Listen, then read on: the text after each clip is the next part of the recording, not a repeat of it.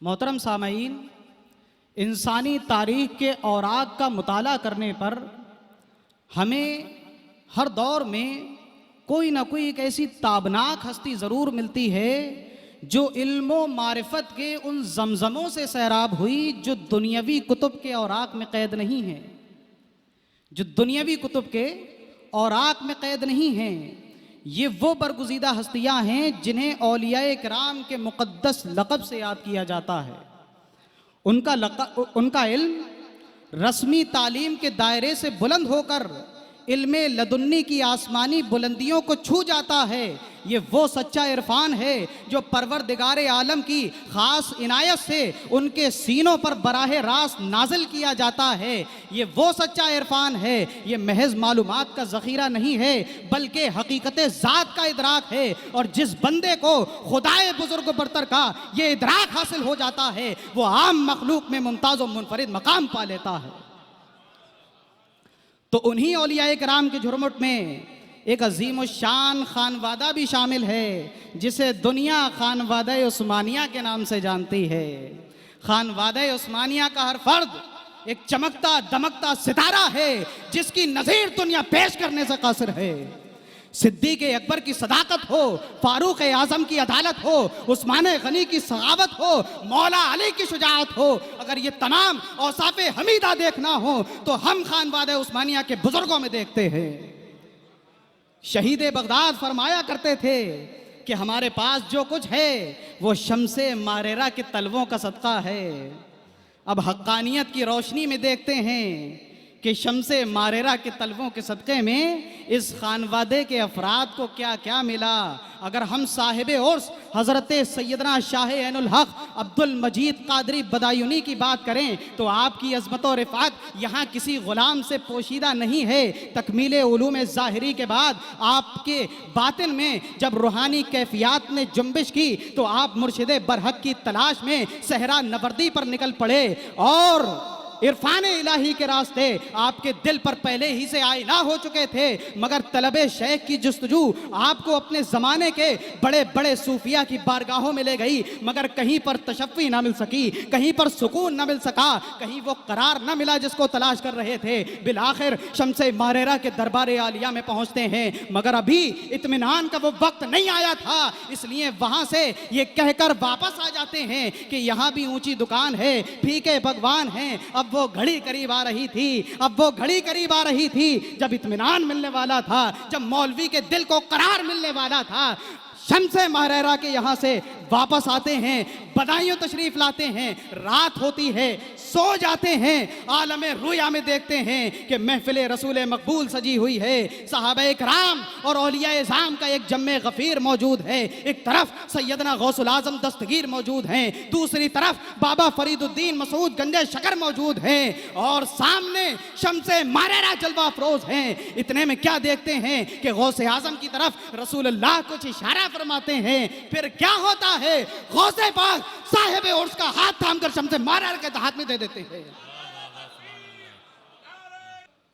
शम्से मारेरा के दस्ते मुबारक में शाह ऐनुल हक़ का हाथ थमा देते हैं। अब यहाँ से एक रूहानी दास्तान का आगाज होता है। अब मौलवी ने अपना हाथ शेख कामिल के दस्ते मुबारक में दे दिया है। अब मौलवी की रूह शम्से मारेरा के फयूज़ व बरक़ात से मालामाल होने लगती है। वली तो पहले ही से थे, मगर अब विलायत दर्जाए कमाल को पहुँचने वाली है। आरिफ तो पहले ही से थे, मगर अब मारिफत के मज़ीद जाम मिलने वाले हैं और इस शान से मिलने वाले हैं कि खानवादा उस्मानिया की आने वाली नस्लों का नूर दोबाला होने वाला है। जब मौलवी अपने पीर के लखते जिगर बन जाते हैं, जब शम्से मारेरा के नूरे नजर बन जाते हैं, तो शम्से मारेरा एक तारीखी जुमला इरशाद फरमाते हैं कि मौलवी तुम तो तुम हो, अगर तुम्हारी औलाद से औलाद दर औलाद से किसी ने कदूरत रख ली फिर हमसे कोई शफाअत की उम्मीद ना रखे,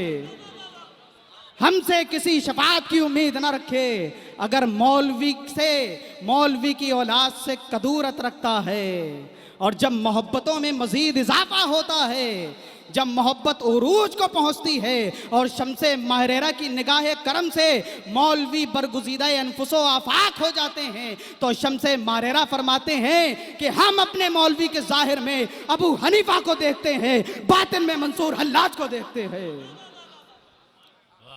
ये वो रूहानी सदका है कि जिसने मौलवी को जाहिर में अबू हनीफा बना दिया, बातिन में मंसूर हल्लाज बना दिया। जब यही सदका मौलवी के लख्ते जिगर को मिलता है, शम्से महरेरा के मानवी बेटे को मिलता है, तो क्या आलम होता है। आलम ये होता है, शम्से महरेरा फरमाते हैं कि मौलवी तुम्हारे घर एक बच्चे की पैदाइश होगी, उसका नाम फजले रसूल रखना, वो हमारा मानवी बेटा होगा, वो हमारा मानवी बेटा होगा। सैफुल्लाहिल मसलूल की पैदाइश होती है, बड़े होते हैं, तालीमी सिलसिला शुरू होता है। जब फारिगुत तहसील होते हैं तो जब दस्तार बंदी का मौका आता है तो ये मौका रदौली शरीफ में हज़रत अब्दुल हक रदौलवी रहमतुल्लाह अलैह के उर्से मुबारक पर नसीब होता है। और उस मजलिस में बड़े बड़े उलमा मौजूद होते हैं, अपने अपने वक्त के जय्यद उलमा मौजूद हैं, अपने अपने फ़न के माहिरीन मौजूद हैं। आपके उस्ताद मोहतरम मुल्ला नूरुल हक फिरंगी महली उस मजमे से इरशाद फरमाते हैं, इस बच्चे को मैंने पढ़ाया है, जिस फ़न पर चाहो, जिस इल्म पर चाहो, जिस मौजू पर चाहो सवाल कर सकते हो। उलमा सवालात पे सवालात करते जा रहे हैं, सैफुल्लाहिल मसलूल जवाबात पर जवाबात दिए जा रहे हैं, और उलमा आपकी ये हाजिर जवाबी देखकर दंग रह जाते हैं। और गुलामों, दंग क्यों ना होते कि जब शम्से महरेरा का मानवी बेटा इल्म के मैदान में कदम रखता है तो उस मैदान का ताजदार बन के उभरता है और इल्म के मैदान में अपनी वो शनाख्त कायम करता है कि फिर बदअकीदे उसके नाम से कांपते हैं, उसके नाम से कांपते हैं। नबी करीम सल्लल्लाहु अलैहि वसल्लम की बारगाह में हुजूर सैफुल्लाहिल मसलूल हाजिर होते हैं। आपको बारगाहे नबी करीम से मकाम महबूबियत हासिल था। हाजिर होते हैं, एक हाथ में रोज़े मुबारका की जाली है, दूसरे हाथ में मुर्शिदे गिरामी का दामन है। बारगाहे नबी करीम सल्लल्लाहु अलैहि वसल्लम में सलाम अर्ज करते हैं। रोज़ा मुबारका से वह अलैका या हिंदी की सदा कान में आती है और साथ ही यह बशारत भी मिलती है कि फजले रसूल हिंदुस्तान वापस चले जाओ, वहाँ पर नजदी ख्यालात की तारीख घटाएं छाई हुई हैं, जाओ नजदियों का सर कलम कर दो। फिर उसके बाद सैफुल्लाहिल मसलूल ने रद्द वहाबिया के मौजू पर सबसे पहला शाहकार सैफुल जब्बार की सूरत में दुनिया के सामने पेश किया। सैफुल जब्बार की सूरत में दुनिया के सामने पेश कर दिया। अब बारगाहे गौसियत में सैफुल्लाहिल मसलूल का क्या मकाम है, क्या मकाम है। एक मर्तबा गालिबन 1258 का वाक़या है, आपने सफ़र इराक का क़स्द फरमाया, बगदाद शरीफ पहुँचे तो वहाँ पर साहिब सज्जादा थे नकीबुल अशराफ शहजादा गौस आज़म हज़रत सैयदना अली अल गैलानी रदी अल्लाह ताला अन्हु। आपको खबर मिलती है कि मौलवी फजले रसूल आए हुए हैं। आप इस्तकबाल के लिए अपनी मसनदे मुताहर से उतर जाते हैं और बाहर तशरीफ़ लाते हैं और सैफुल्लाहिल मसलूल का हाथ पकड़कर काशाने अक़दस में ले जाते हैं और अपनी मसनद के बराबर में बिठा देते हैं। यकीनन ये गौसे पाक की चश्मे करम का इशारा था कि एक तरफ तो ये एजाज़ कि अपनी मसनद के हकीकी जानशीन के बराबर बिठाया जा रहा है, दूसरी तरफ फ़र्ते मोहब्बत का ये इजहार कि अपने जमाले जहां आरा की बेहिजाब व बेनकाब ज़ियारत कराई जा रही है और मौलवी फजले रसूल को अपने सीने से मज़ार से बाहर आकर लगाया जा रहा है। इसकी मंजर कशी ताजुल फहूल इस अंदाज में करते हैं कि वो जिनको ऐन बेदारी में था बगदाद में तुमने दिखाया चेहरे गुलफाम या महबूब सुबहानी, दिखाया चेहरे गुलफाम या महबूब सुबहानी। और सिर्फ इल्मे शरीयत के ही ताजदार नहीं थे, सिर्फ तसव्वुफ़ और रूहानियत के ही बादशाह नहीं थे, बल्कि इल्मे तिब में भी आपको कामिल महारत हासिल थी शम्से महरेरा के तलवों के सदक़े में। एक मर्तबा का वाक़या है, बहादुर शाह ज़फ़र की बेटी एक ऐसे मर्ज़ में गिरफ़्तार हो जाती है जिसको उस ज़माने के अतिब्बा लाइलाज करार दे देते हैं, लाइलाज बता देते हैं और कहते हैं ये ठीक नहीं होगी, ये मर्ज इसको मौत तक ले जाएगा।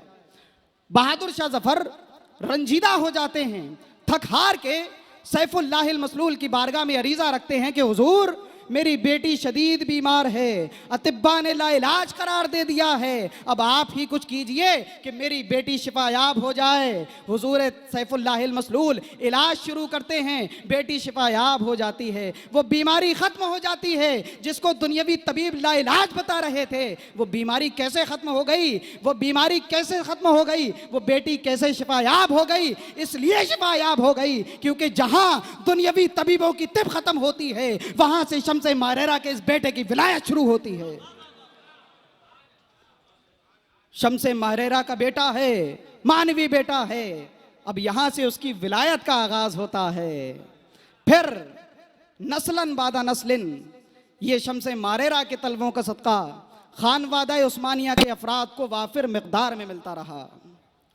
अब उसके बाद क़िबला-ए अरबाब कबूल आला हज़रत ताजुल फहूल मुहिब्बे रसूल सैयदना शाह अब्दुल कादिर कादरी बदायूनी रदी अल्लाह ताला अन्हु की बात की जाए तो अहले बसीरत आपको नायबे गौसे आजम कहने पर आमादा नजर आते हैं। अगर मसनदे तदरीस पर जलवा अफरोज हो तो आप खुद हाफिज बुखारी होते हैं और अपने फयूज लाजवाल से अपने शागिर्दों को हाफिज बुखारी बना देते हैं। जुमला फिरक़ाए बातिला की आपने और आपके तिलामिजा ने वो खबर ली कि बातिल की कमर को चकनाचूर कर डाला। अगर रद्दे बातिल की बात की जाए तो सैफुल्लाहिल मसलूल अव्वल थे, ताजुल फहूल खातिम थे, सैफुल्लाहिल मसलूल मोजिद थे, ताजुल फहूल मुकम्मल थे और सैफुल्लाहिल मसलूल ने एक पौधा लगाया, ताजुल फहूल ने सींच कर ये नौबत पहुंचाई कि आज सारा जहान उससे मुस्तफीज हो रहा है, सारा जहान उससे मुस्तफीज हो रहा है। हक तो ये है कि आप फारिक़े हक व बातिल थे। उस जमाने के अहले इल्म कहते हैं कि वाइज़ी ने शीरी गुफ्तार देखे मगर वो सादगी, वो सलासत, वो जोरे तकरीर कि जो ताजुल फहूल की शख्सियत में है दूसरे में नहीं देखा, दूसरे में नहीं देखा। सिलसिला अहादीस सहीहा का नफ्से तर्जमा सिलसिला वार माहवाले कुतुब इस पुर असर अंदाज से पेश किया जाता कि देखने वाले ये समझते थे कि मसनदे हरम पर जलवा अफरोज होकर इमाम मालिक दर से हदीस दे रहे हैं, इमाम मालिक दर से हदीस दे रहे हैं। और ये बात हक है कि वो मुकद्दस सूरत, वो नूरानी चेहरा, वो सर पर सजी हुई दस्तार, वो शानों पर पड़ी हुई सफेद चादर, वो ताजुल फहूल की दिलकश अदाएं कि ताजुल फहूल को देखकर रसूल अल्लाह का वो फरमान याद आ जाता था कि मन रआनी फ़क़द रअल हक़, कि जिसने मुझे देखा उसने हक का मुशाहिदा कर लिया, उसने हक का मुशाहिदा कर लिया, जिसने मुझे देखा। और ये बात हक है। रसूल अल्लाह का हुस्न जमाल, रसूल अल्लाह का जाहो जलाल, रसूल अल्लाह का जूदो नवाल ताजुल फहूल की शख्सियत में बदरजे अतम मौजूद था। अब फिर फ़क्र फना की शान, तसव्वुफ़ो इरफान का रंग सिबगतुल्लाह की बेहतरीन रंगत में आपको रंग चुका था। मंजिले कुर्ब में वो दर्जा इत्तिसाल, वो ज़ौक़े विसाल आपको हासिल था कि नज़रों से हिजाबात उठाकर आंखों में बेपर्दा जलवागरी का खुमार हर लहजा कैफंगेज था। और बर्रे सगीर में आपकी इल्मियत के डंके बज रहे थे, आप सुन्नियत की पहचान बन गए थे। इस रूयत बेहिजाबी का तस्करा हुजूर नूरी मियाँ सरकार इस अंदाज में करते हैं कि हमारे दौर में सुन्नियत की शनाख्त मौलाना अब्दुल कादिर बदायूनी की मोहब्बत है। आप तो सुन्नियत की पहचान बन गए थे। अलगरज ताजुल फहूल की हयातो खिदमात पर उस ज़माने के अरबाब उलूम व फ़नून आपकी बारगाह में सलाम नियाज पेश करते हुए नज़र आते हैं। अब फिर ताजुल फहूल के बाद ये तमाम विरासतों के अमीन सरकारे मुक़्तदिर बनते हैं। सुबहान अल्लाह, सुबहान अल्लाह। सरकारे मुक़्तदिर की शान, अल्लाह अकबर। सरकारे मुक़्तदिर की शान में बस इतना कहना काफ़ी होगा कि आपकी अजमत को बयान करते हुए आपके वालिद मोहतरम, आपके पीरो मुर्शिद सरकार ताजुल फहूल फरमाते हैं कि वैसे तो मौलवी अब्दुल मुक्तदिर मेरे मुरीद व खलीफा हैं, मगर इनकी शान ये है कि काश मैं इनका मुरीद होता। जब ताजुल फहूल के बाद सरकार मुक्तदिर मसनदे सज्जादगी पर जलवा अफरोज होते हैं तो एक जहां आपसे सैराब होता है और आप दुनिया इस्लाम में आफताब इल्म इरफान की हैसियत से चमके, जिसकी तजल्ली खेज शुआएं दीनो ईमान को और दिलो जान को रोशन करती रहीं। हजार हा बंदगाने खुदा आते और राह हिदायत पाते। अरे खुशकिस्मत थे वो लोग जिन्होंने सरकार मुक्तदिर के दामन में पनाह ली। मुबारक हैं वो अशखास जो सरकार मुक्तदिर के हाथों में अपना हाथ देकर यदुल्लाह की जलवा गरी देखते हैं। और खुदा जानता है मुकद्दमीन के मुजाहिदे और रियाजात और तसर्रुफात व करामात इन आकानों ने सुने थे, मगर ये तमाम जमा होकर अगर किसी की शख्सियत में देखे तो वो शख्सियत सरकार मुक्तदिर की शख्सियत थी। फिर आपके विसाल की घड़ी आती है तो जिसकी मोहब्बत में दुनिया को लात मार चुके थे, जिसकी मोहब्बत में फना होकर दुनियावी लज्जतों से दूर हो गए थे, दुनिया को यकसर भूल गए थे, उसी ने आवाज लगाई कि ऐ अब्दुल मुक्तदिर, अब तुम्हें विसाल की घड़ी अता की जा रही है। तुम्हारे मुजाहिदे हमें पसंद आ गए हैं, तुम्हारी रियासतें हमें पसंद आ गई हैं, तुम्हारा ज़ोहदो तकवा हमें पसंद आ गया है। यूं दुनिया से बेजार हो जाना और हमारी याद को अपने दिल में बसा लेना, अब इससे हुआ यह है कि तुम सिर्फ मुहिब नहीं हो, अब तुम्हें मकामे महबूबियत दिया जा रहा है, मकामे महबूबियत दिया जा रहा है। और फिर सदा लगाई, या अय्यतुहन नफ्सुल मुतमइन्ना इरजिई इला रब्बिके रादियतम मर्दिय्या फदखुली फी इबादी वदखुली जन्नती, कि ऐ मेरी याद से इत्मीनान पा जाने वाली जान, लौट आ अपने महबूब की तरफ इस हाल में कि तू अपने महबूब से राजी है, तेरा महबूब तुझसे राजी है। सुभान अल्लाह, सुभान अल्लाह। फिर इन तमाम विरासतों के अमीन सरकार कादरी दूल्हा बनते हैं। पहली जंग अजीम के बाद जब अरब शरीफ पर आले सऊद का कब्जा हो गया और आले सऊद ने अमाकिने मुक़द्दसा की बेहुरमती के साथ साथ जब बेगुनाह लोगों पर जुल्म सितम की इंतहा कर दी, तो उसी दौरान हुजूर कादरी दूल्हा हज पर तशरीफ ले गए थे। हज पर गए हुए थे, 8 ज़िलहिज्जा का दिन था, मिना का मैदान था। शाह सऊद ने एक कॉन्फ्रेंस मुनक्किद की और उसमें बड़े बड़े उलमा को इनवाइट किया, और ताकि वो उलमा उसकी शान में कसीदे पढ़ें। और कुछ उलमा ऐसे थे जिन्होंने शाह सऊद की शान में कसीदे पढ़े, मगर जब कादरी दूल्हा की तकरीर का वक्त आया तो फिर कादरी दूल्हा से तकरीर के लिए कहा गया, आपने इनकार कर दिया। शाह सऊद ने सवाल किया कि मौलवी अब्दुल कदीर, हिजाज में अमन अमान कैसा पाते हो?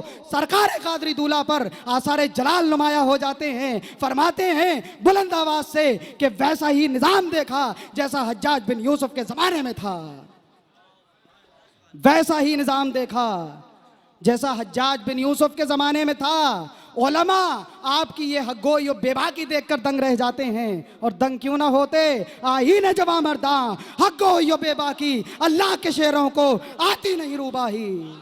जो अल्लाह का शेर होता है दुनियावी बादशाहों से नहीं डरता, उसके दिल में खौफ खशियत इलाही होता है। और हुजूर कादरी दूल्हा जब सल्तनत आसिफिया दक्कन में मुफ्ती आजम के मनसब पर फायज हुए तो बेशुमार वाकयात आपके ऐसे हैं जो आपकी हग्गोई और बेबाकी को जाहिर करते हैं। एक सरकारी हाई कोर्ट में मुफ्ती आजम होने के बावजूद, मुफ्ती आजम सरकारी हाई कोर्ट में होने के बावजूद अपनी शर्तों के मुताबिक मनसबे इफ्ता संभाला और बेशुमार ऐसे फैसले फरमाए जो निजाम की मंशा के खिलाफ थे, मगर शरीयत मुताहरा के आइन मुताबिक थे। और जहां सरकार कादरी दूल्हा रदी अल्लाह ताला अन एक बुलंद पाया आलिम दीन थे, सूफिये बासफा थे, शेख कामिल थे, तो वहीं दूसरी तरफ आपका सियासी तदब्बर और मिल्ली क़यादत और जुमला तहरीकात में आपका हिस्सा लेकर कौम की रहनुमाई फरमाना, आपका ये किरदार फरामोश नहीं किया जा सकता। तहरीक तर्क मवालात हो, तहरीक खिलाफत हो, जमीयत उलमा हो, खुद्दाम काबा हो, मुस्लिम पर्सनल लॉ हो, मसले फ़िलिस्तीन हिजाज हो, अलगरस जितनी तहरीकात हो सकती हैं तमाम में एक कायदाना किरदार की हैसियत से नजर आते रहे, एक कायदाना किरदार की हैसियत से नजर आए और कायद बने। और ज़माने ने देखा और बारगाह गौसियत में सरकार कादरी दूल्हा का क्या मकाम है सब जानते हैं, हर गुलाम जानता है। एक मर्तबा का वाक़या मुझे याद आ रहा है। सरकार कादरी दूल्हा एक मर्तबा बगदाद शरीफ में हाज़िर हुए और उस वक्त वहाँ सज्जादा नशीन थे नकीबुल अशराफ शहज़ादा गौसे आज़म हज़रत पीर सैयद यूसुफ अल गैलानी रदी अल्लाह ताला अन्हु। तो शहज़ादा गौसे आज़म ने हुजूर कादरी दूल्हा से फरमाया कि मौलवी अब्दुल कदीर हमारे लिए गौसे आज़म से कुछ अर्ज़ कर देना, कुछ इल्तिजा कर देना हमारे लिए।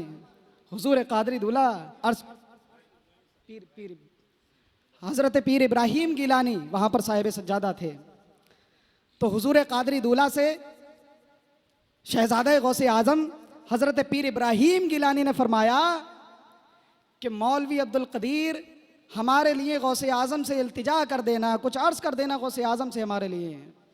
तो हुजूर कादरी दूल्हा अर्ज़ करते हैं कि हुजूर आप शहज़ादा गौसे आज़म हैं, मैं तो आपका ग़ुलाम हूँ, आपका ग़ुलाम आपके लिए क्या कर सकता है। शहज़ादा गौसे आज़म फरमाते हैं कि मौलवी अब्दुल कदीर तुम क्या जानो, अरे गौसे आज़म की निगाह जो आज तुम पर है पूरी दुनिया में किसी पर नहीं है, पूरी दुनिया में किसी पर वो नज़र नहीं है जो मौलवी अब्दुल कदीर पर है। और हुजूर कादरी दूल्हा भी गौसे पाक से बेलौस मोहब्बत करते थे, ऐसी मोहब्बत थी कि एक मर्तबा आपकी बारगाह में एक शेर पढ़ा गया गौसे पाक की शान में कि जहाँ ही जाए तो ही जाएगा सुरूरे मय गौस, सर ही उतरे तो ही उतरेगा कुमारे बगदाद। हुजूर कादरी दूल्हा फरमाते हैं कि ये कैसी मोहब्बत है गौसे आज़म से जो जायल हो जाए, ये कैसा नशा है जो उतर जाए। अरे शेर को यूं ना पढ़ो, दीवानों की तरह पढ़ो, जहाँ भी जाए तो न जाएगा सुरूरे मय गौस, सर भी उतरे तो न उतरेगा कुमारे बगदाद।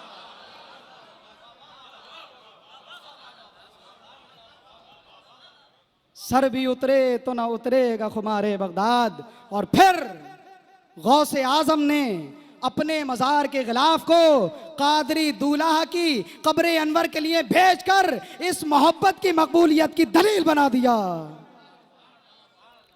क़यामत तक के लिए ये दलील हो गई कि ये मोहब्बत गौसे पाक को मकबूल है। और जब ये तमाम औसाफ़ जमीला, जब ये तमाम सिफतें, जब तमाम फजीलतें एक जगह इकट्ठी हो जाती हैं, एक जगह जमा हो जाती हैं, तो फिर एक सितारा उभरता है। उस सितारे को ताजदार अहले सुन्नत कहते हैं। ताजदार अहले सुन्नत की जिंदगी ज़ुहद इबादत और रियाजत मुजाहिदे में बसर हुई। आपकी ज़िंदगी रसूल अल्लाह सल्लल्लाहु अलैहि वसल्लम के उसवे हसना की मुकम्मल तस्वीर बन गई थी। खौफ व खशियत इलाही से आपका दिल हमेशा लबरेज रहता। और इस हाल में आप दुनिया से तशरीफ़ ले गए कि एक वक्त की नमाज भी आपकी क़ज़ा नहीं थी, एक वक्त की नमाज भी आपकी क़ज़ा नहीं थी। हुजूर ताजदार अहले सुन्नत के चेहरे में अल्लाह ने वो कशिश रखी थी, वो महबूबियत व वजाहत रखी थी कि तबलीगी दौरे से लेकर खानका में क़याम तक खल्के खुदा का एक हुजूम आपकी बारगाह में रहता। और खल्के खुदा की आपकी बारगाह में बेतावाना हाज़री आपकी महबूबियत को साबित करती है। कुछ हाज़रीन ऐसे थे आपकी बारगाह के जो रोज़ाना के हाज़िरबाश थे, और कुछ ऐसे थे जो बैरून शहर से आया करते थे अपनी इल्तिजाएं लेकर, अपनी तमन्नाएं लेकर, अपनी आरजुएं लेकर। और अल्लाह तबारक व तआला ताजदार अहले सुन्नत के वजूद की बरकत से उन तमाम की दुआएं कबूल फरमा लेता।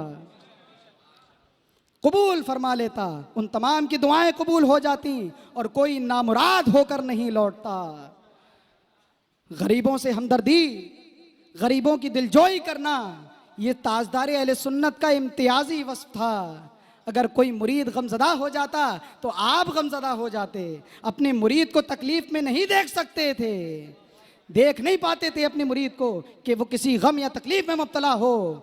और मुरीद का दिल ठंडा करने के लिए, उसकी दिलजोई करने के लिए एक शेर पढ़ा करते थे कि तुई लैला तुरा बागम चिकारस मनम मजनू मुरागम साजगारस। अरे तुम तो लैला हो, तुम्हें गम करने की जरूरत नहीं है, गम मेरे हिस्से में आए हैं, मैं मजनू हूं।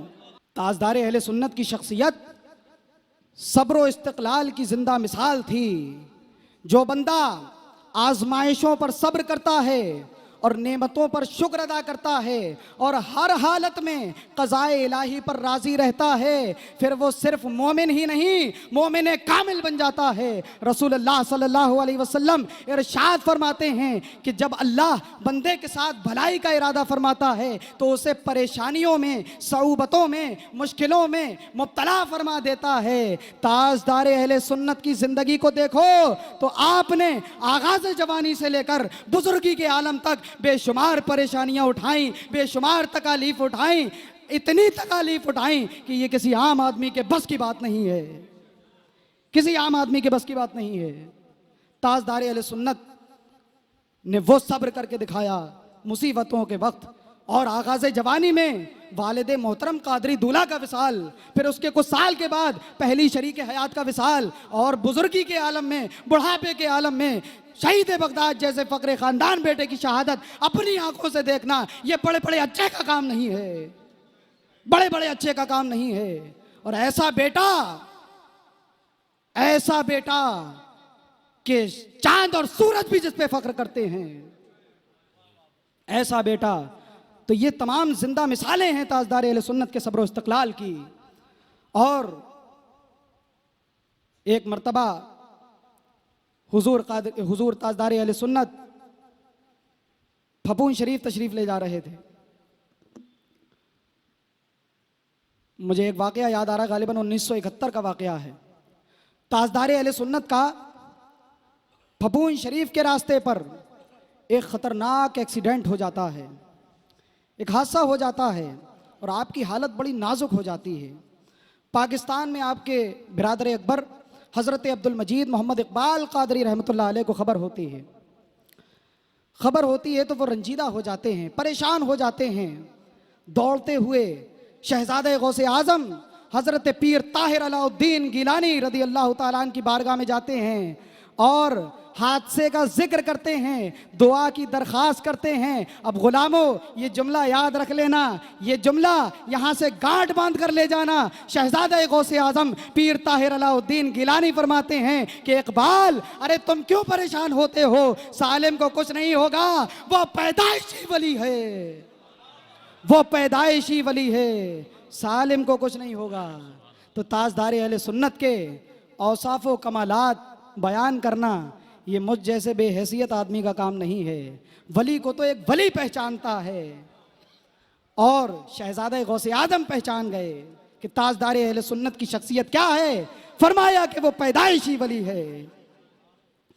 अब मैं वक्त की नज़ाकत को मद्देनज़र रखते हुए अपनी गुफ्तगू का इख्तिताम इन मिसरों पर करता हूँ कि जहाँ से फैज़ याबे कादरियत एक ज़माना है, जहाँ से फैज़ याबे कादरियत एक ज़माना है, यही वो आस्ताना है, यही वो आस्ताना है। मौलाना ज़ियाउल क़ादरी ने कहा था कि ये लुत्फ़ अक़ीदत तहे अफ़लाक मिला, बाबे करम मुक़्तदिर पाक मिला, और आँखें न मलूं क्यों इस दर अक़दस पे ज़िया, इस दर से दर साहिब लौलाक मिला। वमा अलैना इल्लल बलाग। अस्सलामु अलैकुम व रहमतुल्लाहि व बरकातुहू।